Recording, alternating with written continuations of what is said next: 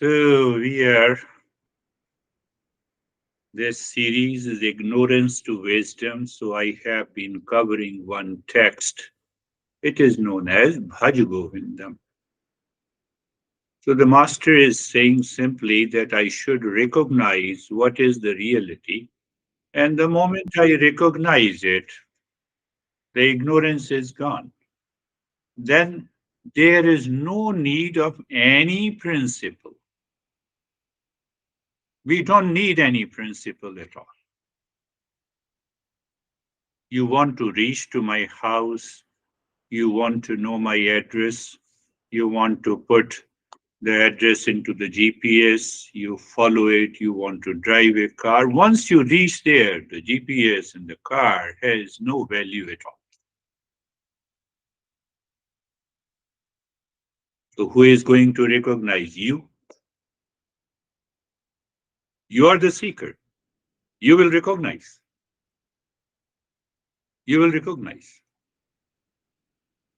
Don't go into, that I have lot of power, I feel the vibration, everything is okay. You also feel the vibration while driving your car. That has nothing to do with the spirituality. You have to be very clear. You have to be very clear. The spirituality is taking you from ignorance to wisdom. Finished. And there the role of intellect is the prime. It is the intellect who knows where is the ignorance and where is the wisdom. In the last session, now pay attention. What does it mean to wear the clothes made of rags? So all our masters use those symbolic expressions. And that knowledge is within you, within all of us. So these tools and the methods and the practices are just to bring forth, bring out that knowledge which is already within you. Let me tell you, you can also Google out. There is a great master whose name is Ram Bhadracharya. He's blind. He's around 60s, of my age, 60, 65. Blind since birth. He has written 200 books. Can you imagine? Photogenic memory. You ask him to speak on ignorance and wisdom, and he keeps on speaking. You give him any topic, the Eastern wisdom. Knowledge is within us. It does not need our sense organs. It does not need our mind. So that is why we say a revelation of the knowledge. Ignorance to wisdom is a revelation, and meditation reveals that knowledge. But until I remove my ignorance. So these masters talk in a symbolic way. Wear the best clothes if you can afford it. Do whatever you want to do, but do not attach your identity with it. This is what the master, it symbolizes giving up ego-based ideas of our self-identity and accomplishment. And that is what the first impression is, the last impression. First impression is how much you are decorating your face and your eyes, and especially women has lot of, we have more than 200 products to decorate the body. We have not even a single product to decorate the mind. From top of the head to the toes. Maybe more than 200. So I attach my self-identity internally at the mental level. Don't attach. Don't create a self-identity. Because if you create a self-identity, then you are going to create a problem to your mental and emotional life. Another problem that obstructs the knowledge of the real self is that we have to walk the path every day beyond merit and demerit. There's a lot to talk about it. Merit and demerit means, just think of that. Our mind at default has different states constantly living in the mind. It pops up and creates my thought, speech, and action. Did you get it? No. Let me explain in a different way. So think of it. I have a like and dislike mind. I have a money mind. I have a monkey mind. I have a sheep mind. I have, huh? I have a rationalized mind. I have a depressed mind. I have anxious mind. No, no, I'm not into anxiety. Sometime I get it. You wake up in the morning and you are anxious. Anxiety mind is already present inside and it pops up. Depressed mind, it pops up. Are you getting it? They are already present. So the master is saying, I have to get rid of it. That is causing the ignorance. We all have it.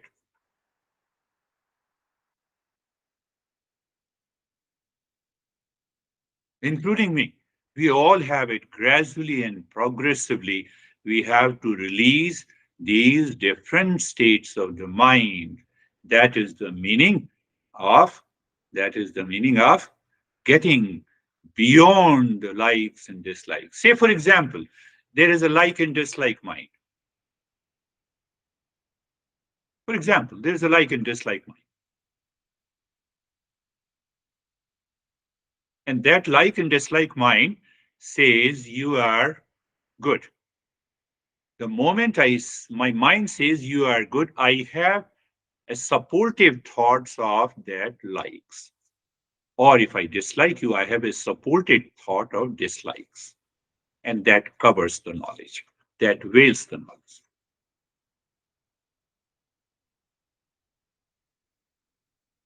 Now, if someone dislikes you and I like you, this is how our mind functions. I have to get rid of this in order to reveal that knowledge. That is why Master is saying I have to get beyond these likes and dislikes. And how to do that? By practice. First, knowledge, contemplation, and reflection. The moment some thought of the likes and dislike comes, and I say, no way, I restart thinking why I have a like and dislike. And how come, mind, you put me into anxiety when I woke up in the morning and I had 8 hours of deep sleep? Can the science prove that? Science says minimum 7 to 8 hours of sleep is good. You have slept 9 hours. You wake up in the morning and you are anxious. You're anxious. You are depressed. Mood swing is there. So we have these different states of the mind. They are working in the background by default. So I have to recognize them. I have to get rid of them. And they are built over because of the self-identity I have just explained to you.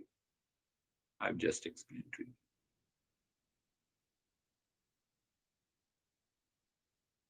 You don't need the GPS. This is the 4 aspects of the GPS. The first, I have to recognize the word is suffering, sansara, the Buddha used. Word that I have created, not the world outside as it is. How I created the world?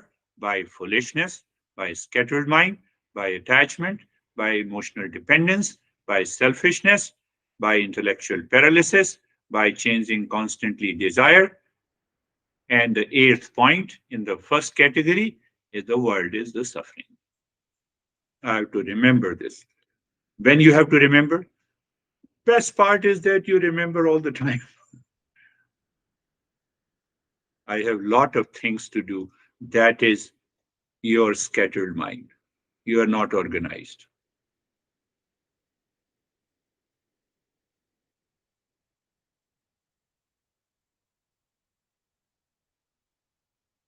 Satsang, the second category. So first I recognize that I have a problem. I created a world in my mind based on my likes and dislikes, based on my pain and pleasure, based on my preferences. So I created a cognitive biased mind. I created a rationalized mind. I created a like and dislike mind. And now I dislike you. You are in front of me. I created the anxious mind. Are you getting it? So simple. But yet I need to contemplate. We get anxious and conscious in the presence of someone. Why? You know the answer. Huh? Mind is causing the problem. These seven factors.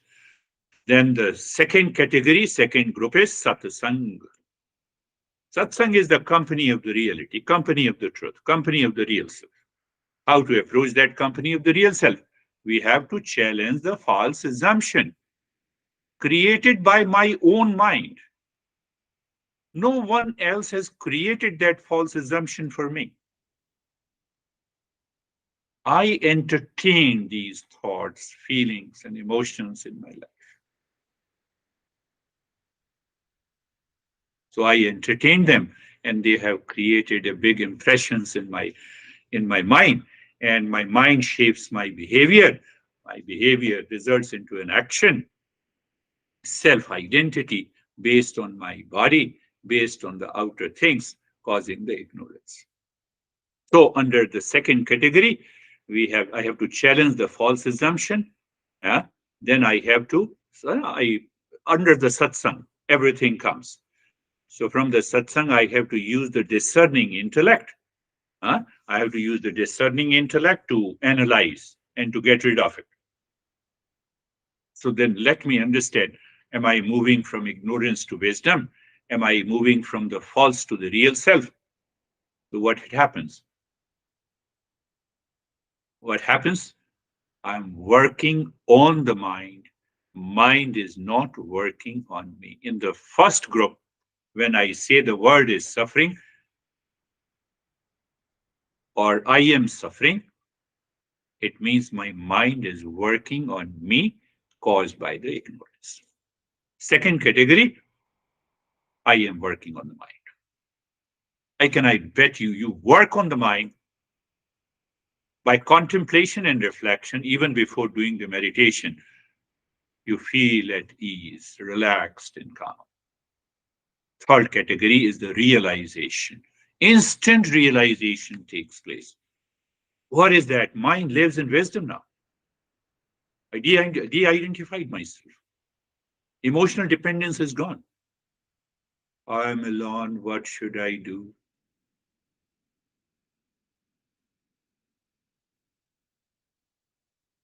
I'm married. I have lot of problem. What should I do? I don't have any issue. What should I do?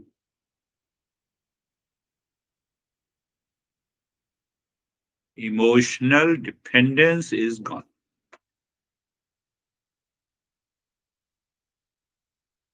Don't forget how the seven factors of the body makes us crazy. That is what this last session verse explains. Self-identified with the body, with the clothes, with the position, with the prestige, with the possessions, and that causes lot of problem in life. Master says outer change is not required. First inner change is required in my mind. Recognize the hypocrisy in me. What I am inside, am I also outside? I got a call from the deal. How are you, Girish? Yes, I'm Girish. I also use the same tone. I'm speaking from this. So when you are coming, you had an inquiry, as if you create a heavy voice to convince me. We are moving to a right, wrong person. Are you coming today? No, I'm not coming today. I'm busy for 2 weeks. Come down. Don't create that duality in you. It is going to create a lot of challenges in your life. Then the fourth one is the self remembering. I use the word self remembering. I should remember. I should remind, repeat, revise, recognize that what is happening in my life. Am I moving near to the real self, or am I going away from the real self? You are going too far from the real self, you cause a lot of challenges.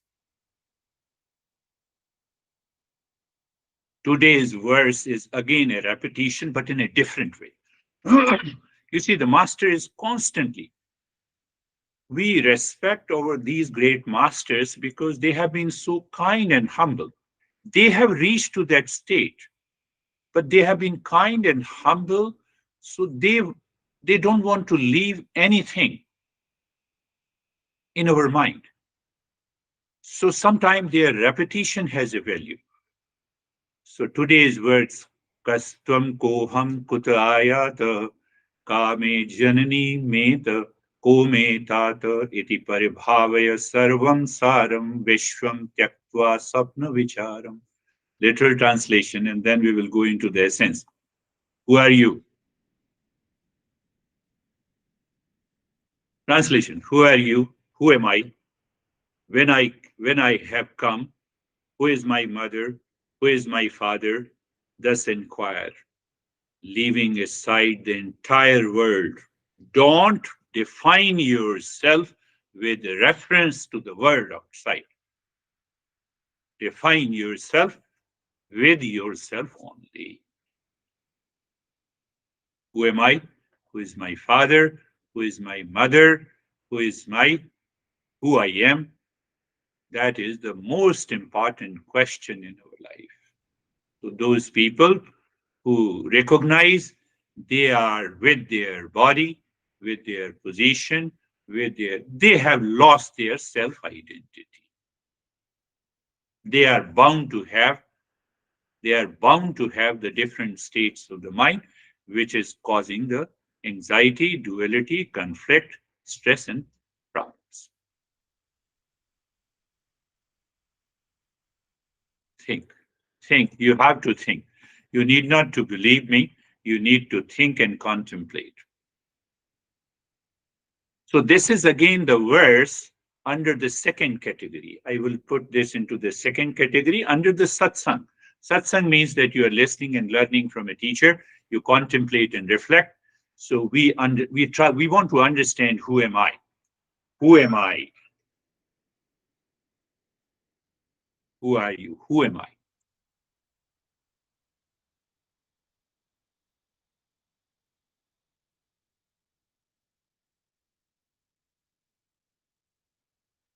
Who am I?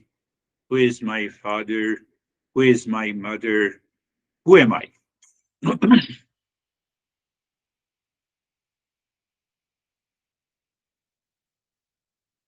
In dream,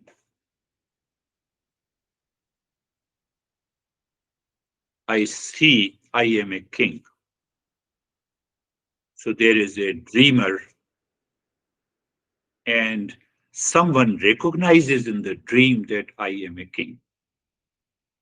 When I wake up, the dream is gone, the dreamer is also gone. Same thing happens in the waking world. The waking world is also like a dream. We are playing our act. And the waking world also goes away when we fall into sleep. But one thing is sure, that I continues every day, in every dream, in every sleep, in every waking state, every day, every week, every month, every year, until now. That I is independent of the sleep, waking, and the dream state. That I is the real self. I'm putting it logically. You need not to dream of it.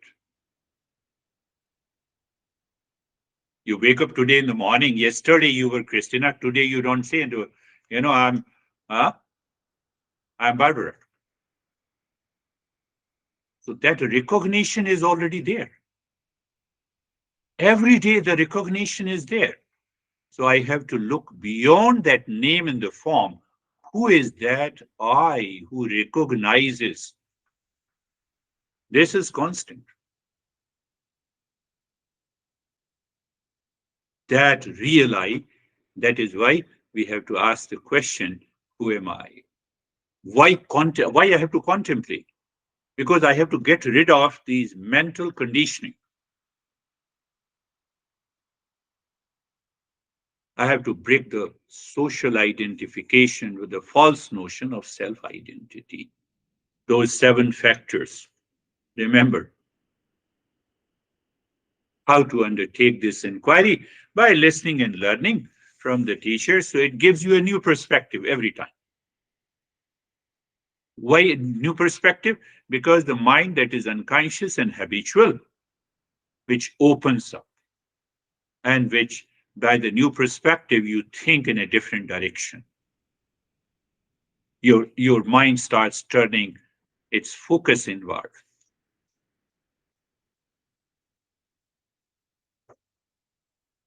So the time comes when we remember, oh, that I, now that I continues. Now I have to ask, will this I given to me by my parents, or my parents have given me only the physical birth? Now we say egg in the semen and fertilization, everything is okay. We let us follow that science.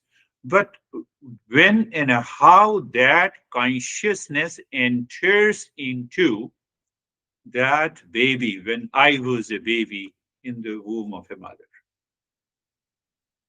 So my parents are material cause for my birth.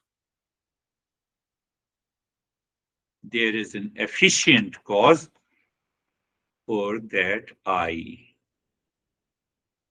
Are you getting it? If anyone can, you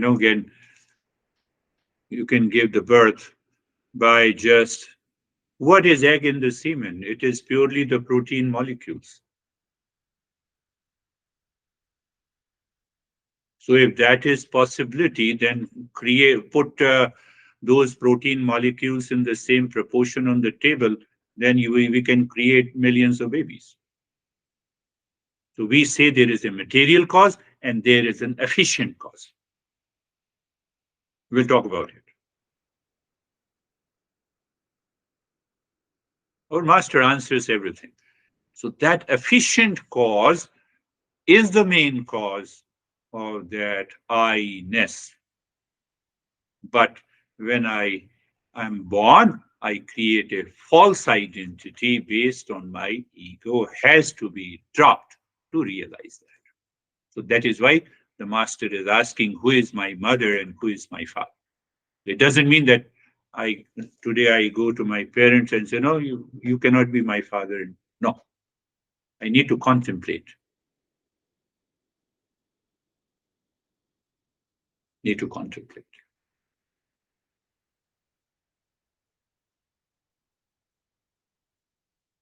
Fundamental of the self-inquiry is to know about my real nature. Who am I? So once I know who am I, how this I relates to the world. Because when I know who am I can easily relate to with the facts, not with the emotional dependence, not with the likes and dislikes, not with the pain and the pleasure. That I relates to the external world with the reality, with the facts,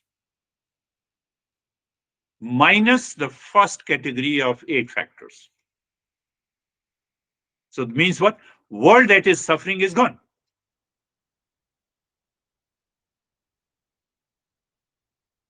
World that is suffering is gone. And by the second category, the satsang, I recognize that there is something beyond this body-mind complex, which we normally say the spiritual consciousness, which has 6 characteristics. And I recognize, I experience, that is the third category. I experience that I is eternal, that I is ultimate reality, that I is the absolute truth. Why it is an absolute truth? It is permanent. Why it is permanent? It is present in the sleep, waking, and the dream state. It is present here now. It was present yesterday also. It will continue to be present. The master is saying, who am I? And then I recognize, now this I relates to the word. That I you experience is the same I present in you, present everywhere. And that is how we recognize all pervading one consciousness is the reality. So we are asking, who am I? If you are a seeker, you all are a seeker, so seeker's mind says that, yes, I have to question, who am I? Normally, non-seeker lives unconsciously, mechanically, on an autopilot based on the emotional dependence. If you ask a non-seeker who you are, I am, based on their self-identity. That is why they are not in a session. You cannot force them. If you force them, they start working on an autopilot. Not possible. Then see, you can continue to guide them. That's a different thing. So, who am I? Only a seeker asks the question. Why they ask the question? To remove the mistaken identity. That I'm the body, I'm the mind, I like you and I dislike you, I hate you. That, that, those thoughts and identities are dropped. It is an honest self-inquiry. It is an honest self-investigation. That is what the satsang is.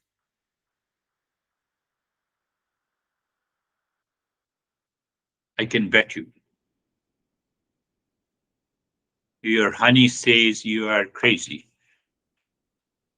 But now you recognize that your honey, looking at your behavior, at your body, says you are crazy. You are not identifying with yourself with the body. So you are happy. You say, honey, I'm more crazy than you think. You don't get upset. It is helping your personal life. I can bet you. You instantly shed that idea. I'm telling you the benefit. We always should know the benefits of this journey. It's going to help you your personal life, your professional life. Professional life is conditioned by the ego, causes the selfish, ruthless competition. So that competition becomes a cooperation. Social life, it helps you in social life because normally in society we lack self-awareness. It leads to conflict.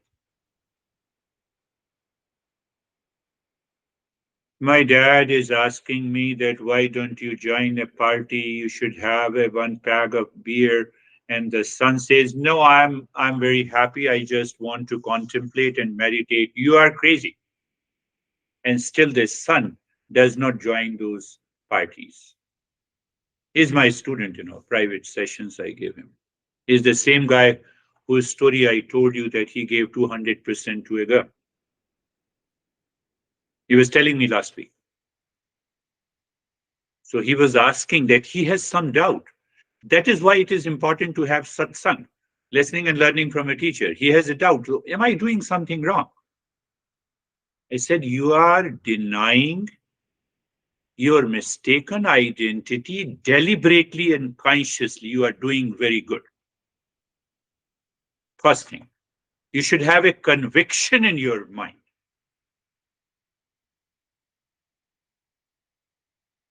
that you are in search of your real life. Respect them, love them, you enjoy. This is not a cup of my tea.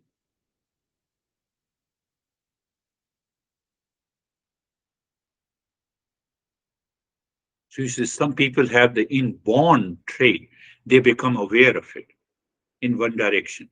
So the professional life, social life puts you into the lack of self awareness. Family life, ignorance about the true spiritual purpose causes lot of challenges in your life.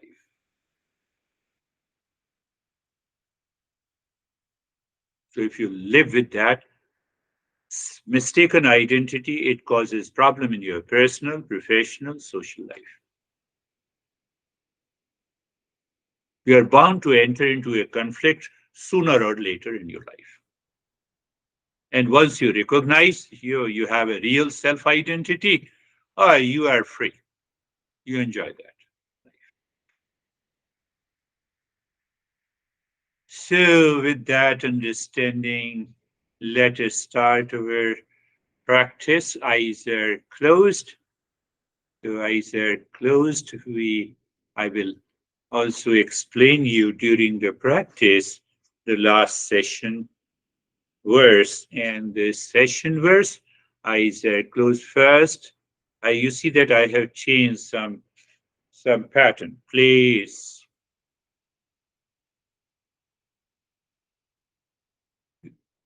You see that we are not at all aware of our surrounding. It is on an autopilot. So become aware of the space all around your body. No, it is the self-identity. I say I am the body, and what is outside the body is not me. That is what I say, the surrounding awareness.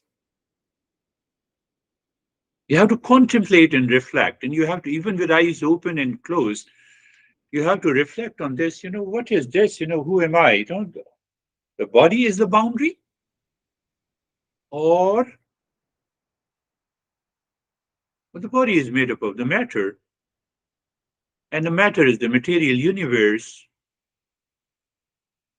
So that is why I started this very subtle, pointed awareness and the position. Again, when we say position, position of the body, I-ness, is totally ingrained. It is inbuilt. It is by default. It is heavily conditioned in our life. If I don't become aware, I do not have, I cannot get rid of the mistaken identity, my friends. Oh, yes. If your mind says, "Beard guy, you are right," then obviously you are aligned with this knowledge. And then the posture. Posture again refers to the body, 90% and 10% to the mind, but it should refer to mind 90%. It is the mind looking at the body. Body lives in the mind. Mind does not live in the body. Be very clear. And that makes me comfortable and carefree. Where I experience the comfort and carefree, it is in the mind, not in the body. Think. So the body lives in the mind. Body, mind has an experience of the comfort in relationship to the body, and carefree means the thoughts are coming and going. These thoughts are only coming and going because of the default setting of the mind with the first seven factors. You must read and contemplate and listen to it again. Write it down. Explain the seven factors in your life. It will help you to move to the next level. Sarvesham swastir bhavatu. Why we have those seven factors of mistaken identity? By the thought, feeling, and the emotions. So let me have a thought, feeling, and the emotions which can change this perspective. What is that thought? That thought is the mantra. Oh, don't take it religiously. Sarvesham swastir bhavatu. Sarvesham swastir bhavatu. Sarvesham swastir bhavatu.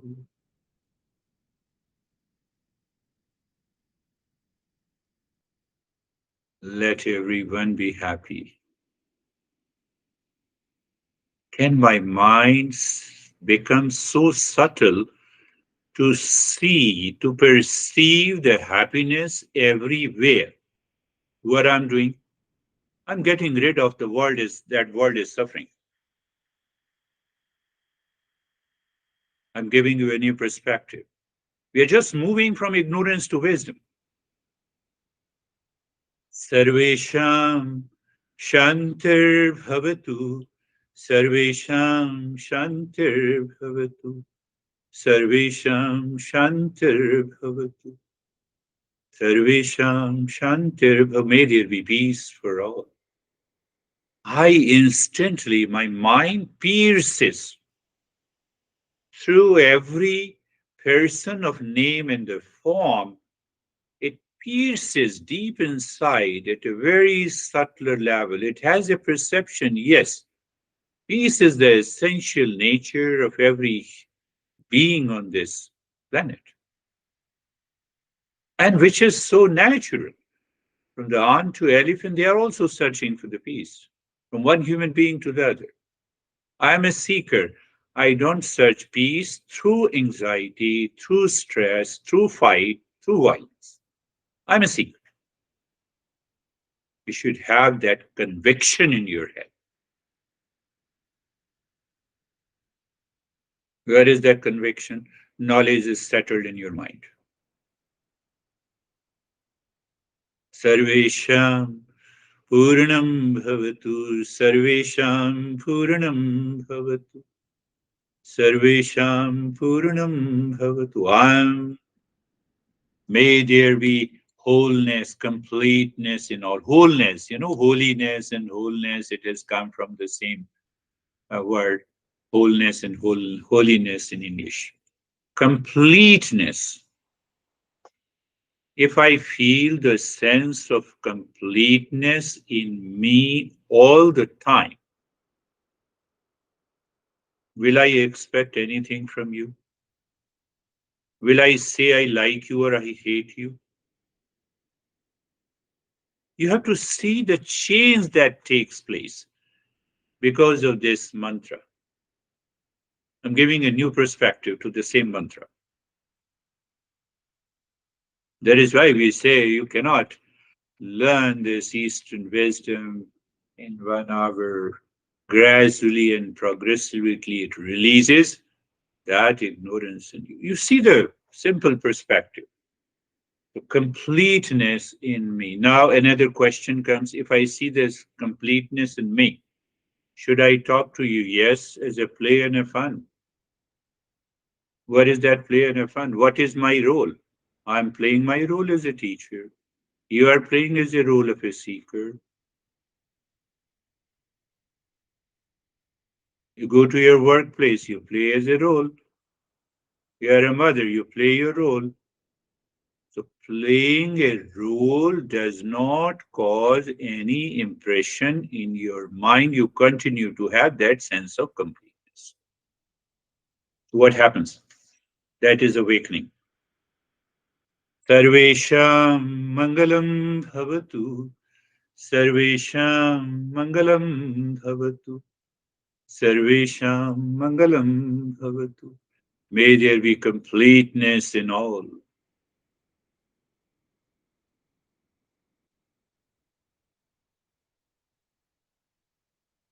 Completeness. May there be auspiciousness for all. Not completeness, this the meaning is auspicious. So what is this auspiciousness? You remove the first seven factors, the world is suffering. Auspiciousness is already there in your life. Thank God I'm single. That is why I'm happy. Now you see that. Whatever the situation you are in, thank God I'm married. That is why I'm happy. That is auspiciousness. You have a total acceptance from deep inside, minus ignorance. Your existence has placed you in such a situation where it is awaiting that happiness in you. Should I not marry? No, I'm not saying that. Should I not divorce? I'm not saying that. We need to understand. That will come in the following sessions. So now looking deep inside the forehead, in the in the in the space, drop Om Shanti and start breathing into the belly this time. We leave the chest breathe. Little longer breath. You inhale into the belly, you exhale into the belly.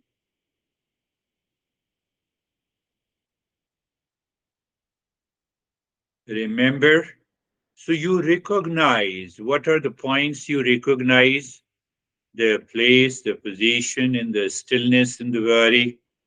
You recognize the movement of the belly during inhalation and exhalation. You recognize your mind is dropping Om Shanti and consistent breathing into the belly. Please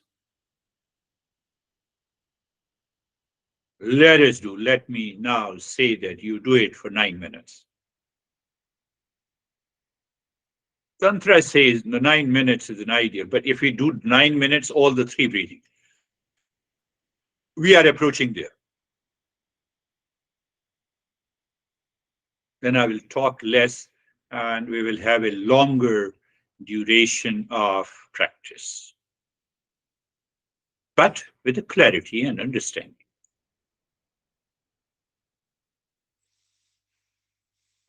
Continue breathing into the belly only. You inhale, the belly expands. You exhale, the belly contracts. Om Shanti, never forget. And I know sometimes we forget Om Shanti because the mind says, how much I can have to pay attention.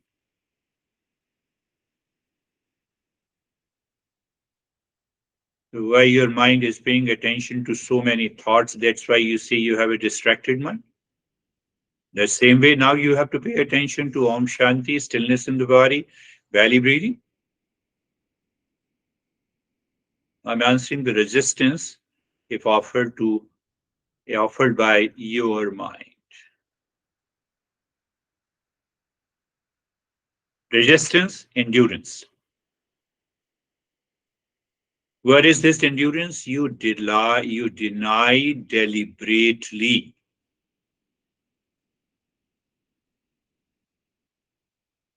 the tantrums of the mind.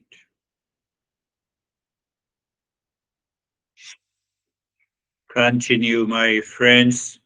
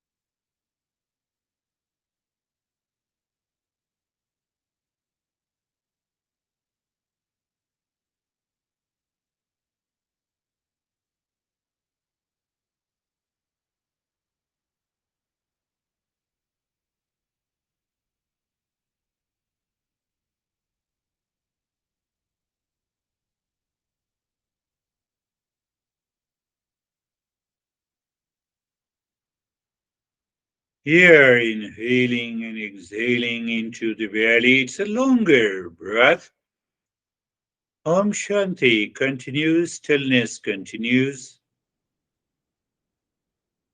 Resistance, you endure it. Endurance means you deny deliberately the habitual mind which says, no, I cannot do it. No, you can do it. That results into a new level of awareness.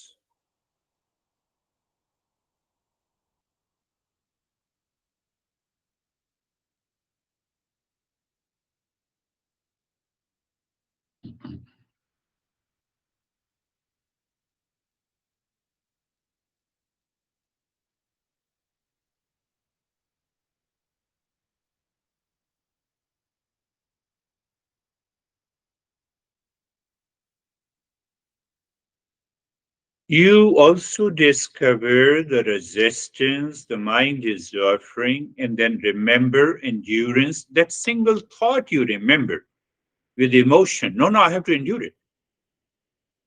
It happens naturally. I can bet you.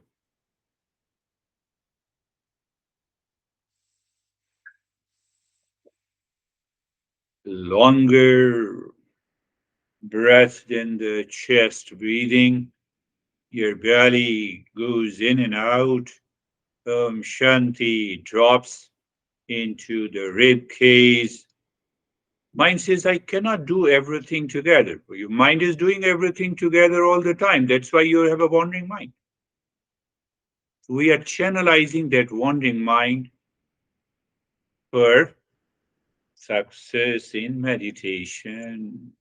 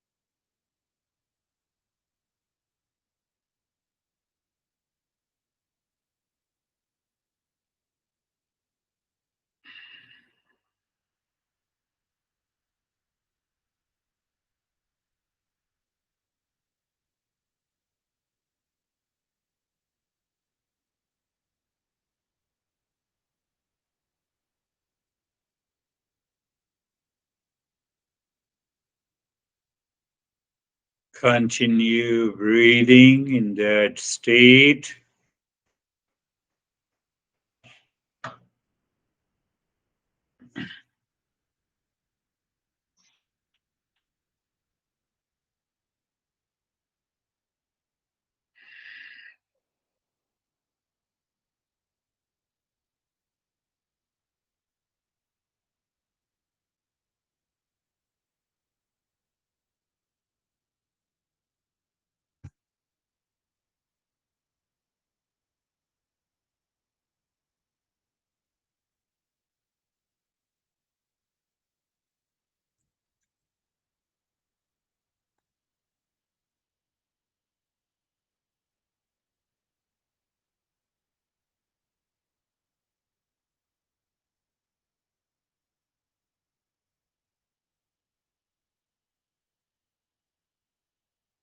And stop it. Pay attention to the flow of the breath. Both are equal, wonderful. Not, find out. the lesser flow, pay attention there. Just casual awareness is there. And at the same time, experience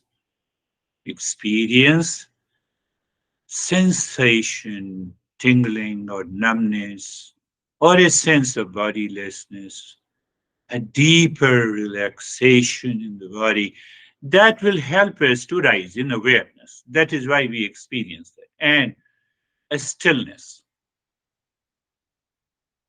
can I point out? It is a stillness in the body. It is independent of the body. It is not the stillness of the body. So we only experience the stillness in the body because it is independent.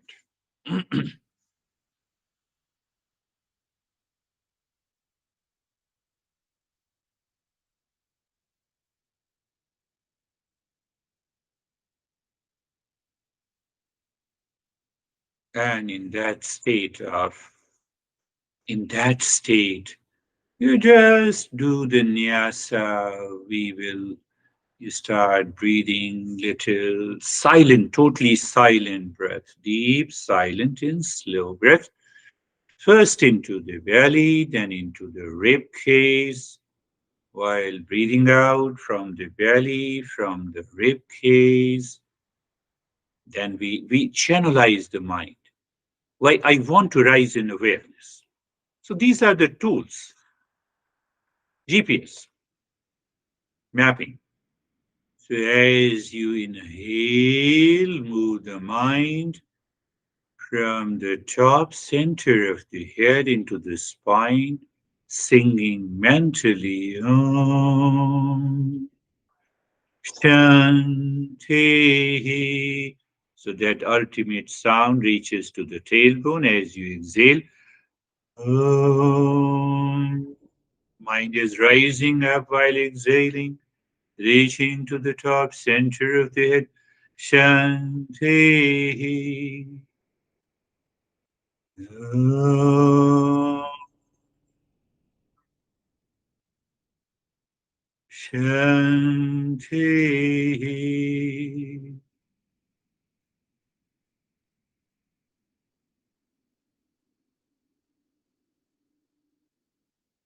So you can check that how many times just at the point of inhalation, Om begins. Just at the point of exhalation, Om begins. So you can easily find out how many times you missed that.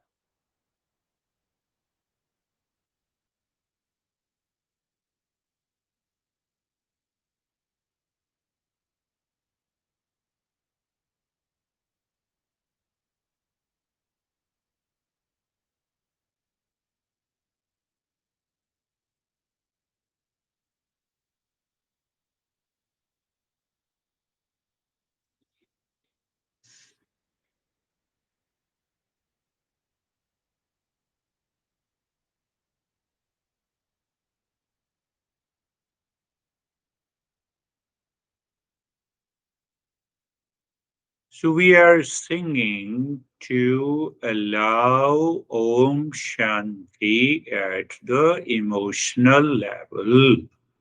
Instead of emotional dependence, we should have an emotional freedom. Every step has to do something to get rid of these 7 or 8 factors constitutes the samsara is the suffering. The world is suffering created by me.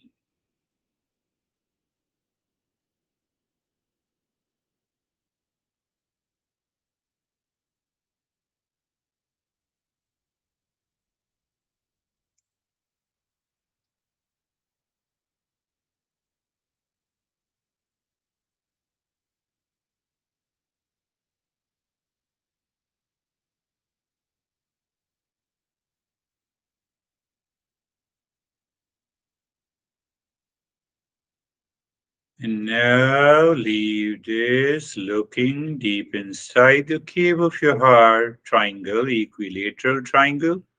So you see that I intentionally say visualize any color, the triangle of any color.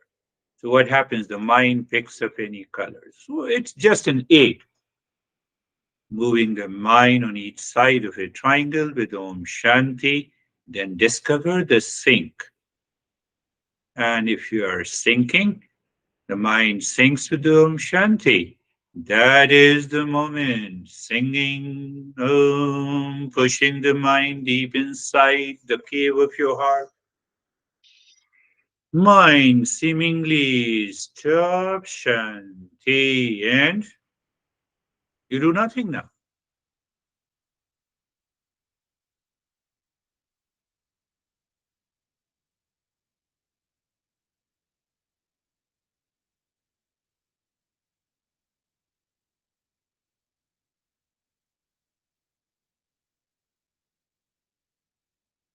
And no issue, no worries if the mind returns to its habitual way, autopilot. We have an option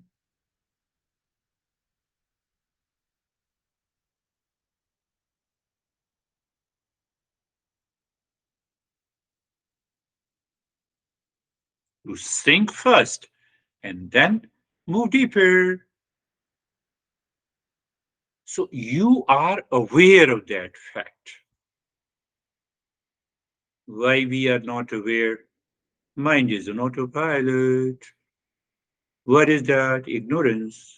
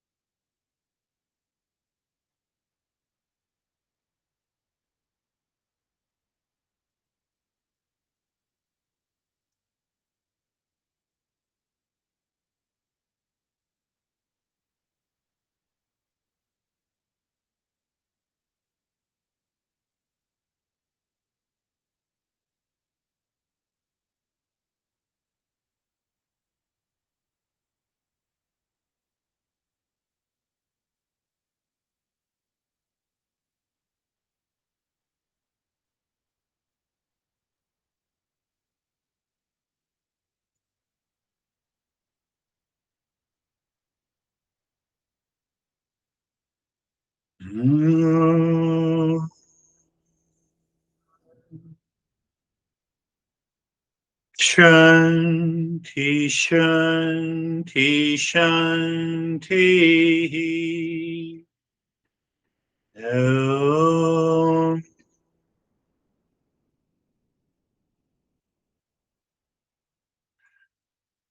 Shanti, Shanti, Shanti. Om.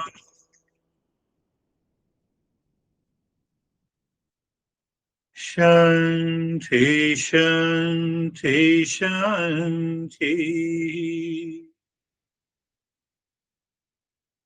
Bring your mind on the right hand, your mind on the left hand. Lift your Buddha palms, place it on your eyes. Open the eyes inside the palms, know your experiences. Bring the hands down. We'll share our experiences. Now, this is a part of contemplation and reflection. How are you, Stephen?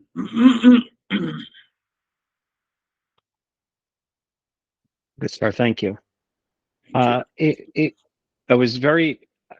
I spent a lot just listening to today's lesson, not trying to put too much thought into it, not trying to do any contemplation or reflection, and just listening to you.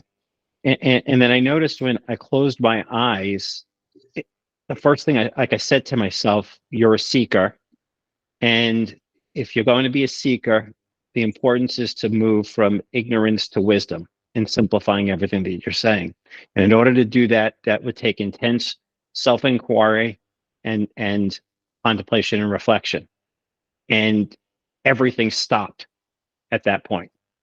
I just settled into the entire meditation of thoughtlessness, expansive space, and I haven't seen a lot of light um, throughout my meditation in the last several months. And it was like a light show of there was yellow light, there was white light, there was indigo light, and then there was nothing.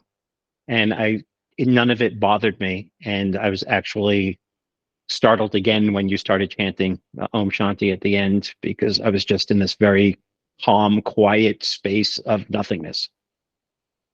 It's a beautiful expression. One of the most important point that we don't realize. You all should start saying in your mind while sitting alone that I am a seeker. I'm a seeker. So a conscious thought that I am a seeker. Who am I? I'm on a journey of this self-discovery will change everything. That is not happening. I know. I'm aware of that. So as he said, you just listen, I'm a seeker. Yes, internally, sitting alone, it will take you to the heights. How are you, David and Jerry? Thank you, sir. I love the whole lesson on who am I, and the going into the meditation portion. For whatever reason, you said my mother, my father, and I just immediately started thinking of this legacy that we were all given. And when we went into the nyasa with the going the neck, I found myself breathing in that legacy, which led to breathing in the universe, and then Yes. breathing out was past impressions, delusion. And so it was a very cleansing exercise.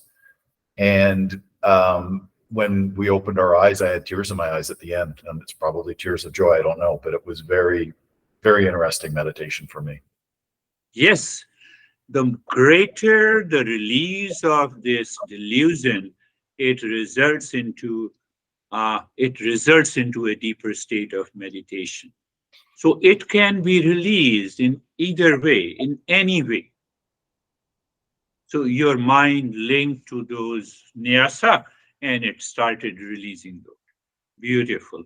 That's really beautiful. How are you, Jerry? Sir, I'm good, thank you.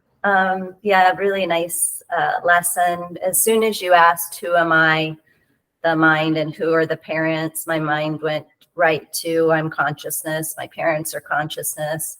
Everything is consciousness. And then the contemplation and reflection went to something that happened on Monday. So a girlfriend and I heard something completely different, a conversation.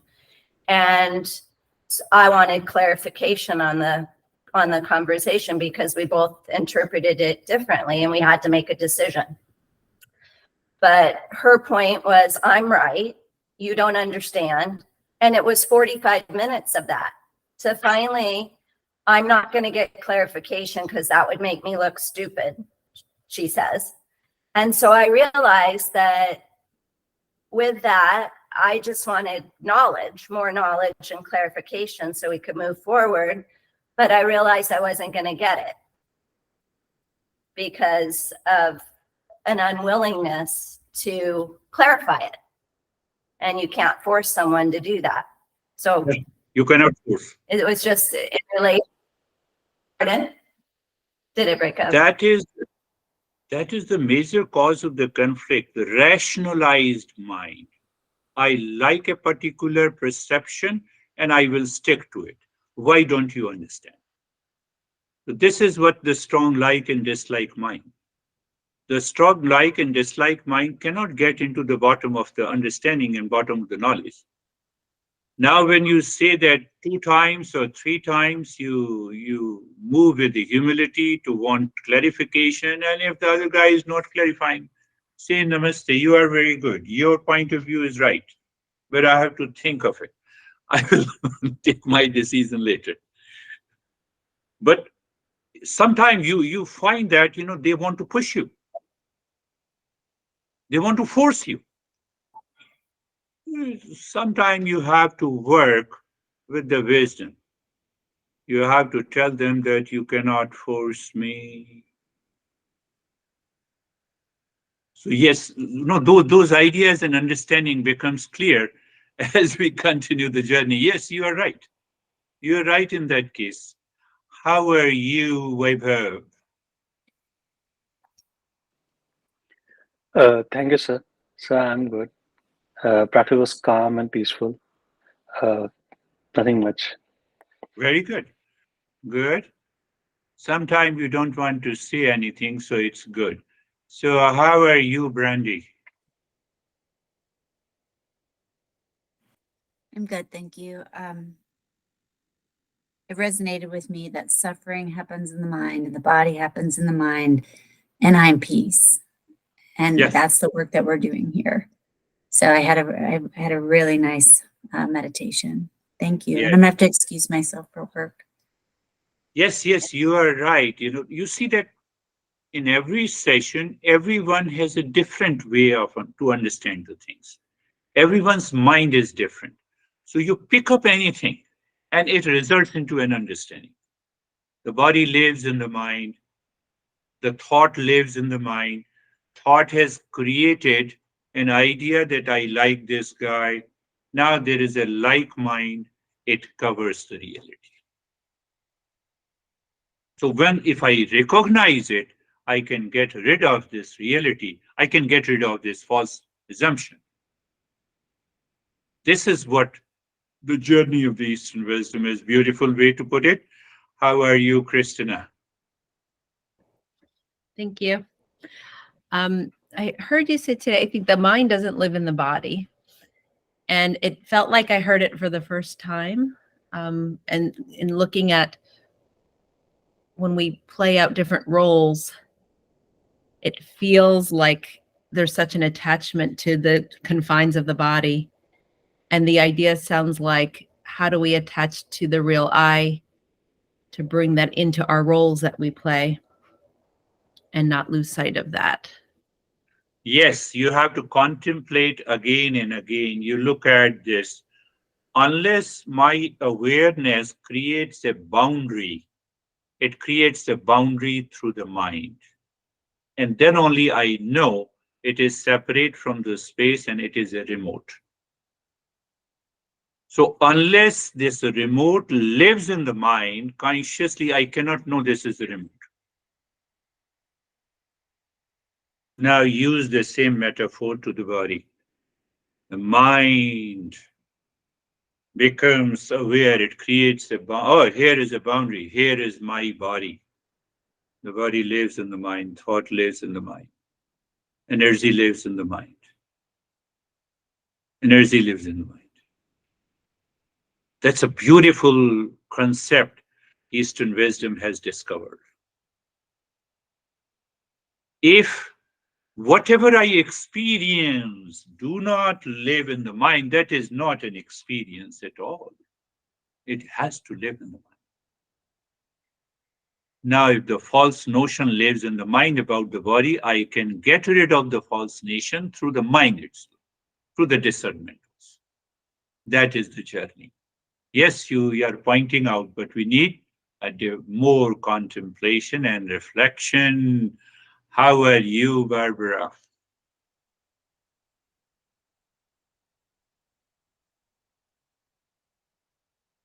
We don't hear you.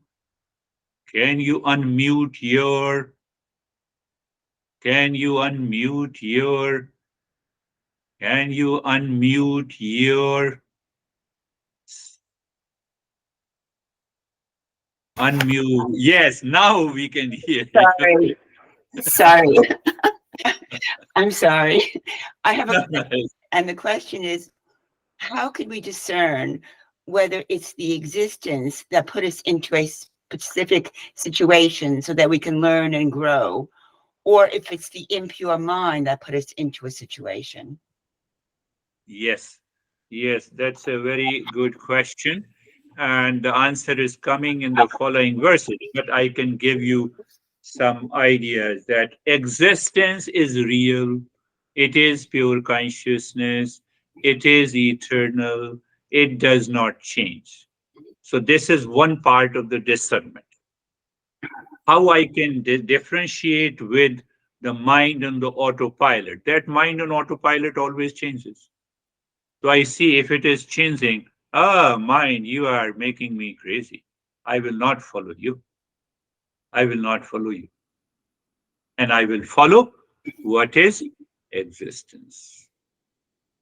So that is a simple answer to that. That is why we say ignorance to wisdom. What is ignorance? My mind claims what is changing as unchanging. By default, unconsciously, I feel my body will never die. Oh, my neighbor can die, but I will not die. I have a false notion. And that is how I recognize the false notion with reference to what is the principle? Everything that is changing its name in the form is false. If I claim it is real, it is unchanging, that is what the ignorance is. It is created by the mind due to the 7 factors we talk about it. How are you, Terry? You are holding something? You are in a train? No, it's like a train. It's Okay. like a train. Okay. It is. It's like the sub. God, I haven't been in the subway for years. I had a very good higher experience, Good.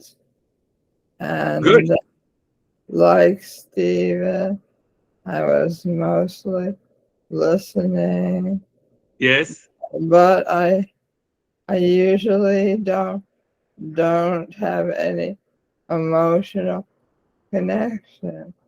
And I did feel for the first time a connection and a fierce desire to succeed.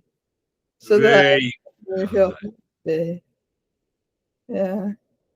Yes. And it happened to you because your mind started thinking that I am a seeker and the seeker must succeed.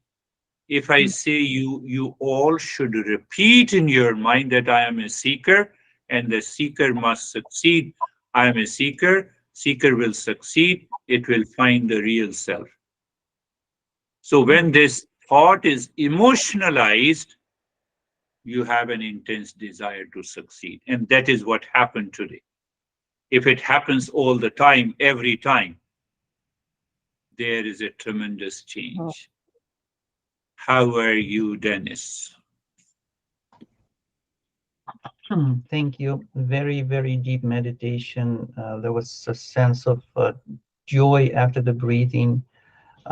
Awareness was uniform, not thoughtlessness, but awareness of every thought, that every thought is separate and different from me. And now checking if I can maintain this awareness after the meditation and prevent myself from identifying with the thoughts. Beautiful way to put it. That is another way to put it. And he said that is it possible to continue to remain in the same state which I experienced in the meditation? Why it does not remain by the mind by default again creates an ignorance. Why it creates an ignorance? That is the way the mind has been living all the day. How? What are the causes? 7 factors. So check out one of the how many factors out of the 7 factors is causing the ignorance. Mind is an autopilot, it is scattered mind, it is attached, emotional dependence, sense of identity with the body and the mind. So can I live consciously all the day? Yes, I have to live consciously. So what happens if I live consciously? It becomes a joy of conscious living. What is joy of conscious living? It's an awakening. You're changing every word. That is the way it has to work. Beautiful. That is beautiful. Thank you very much. And we will meet again. Thank you, sir. Thank you. Thank you. Namaste.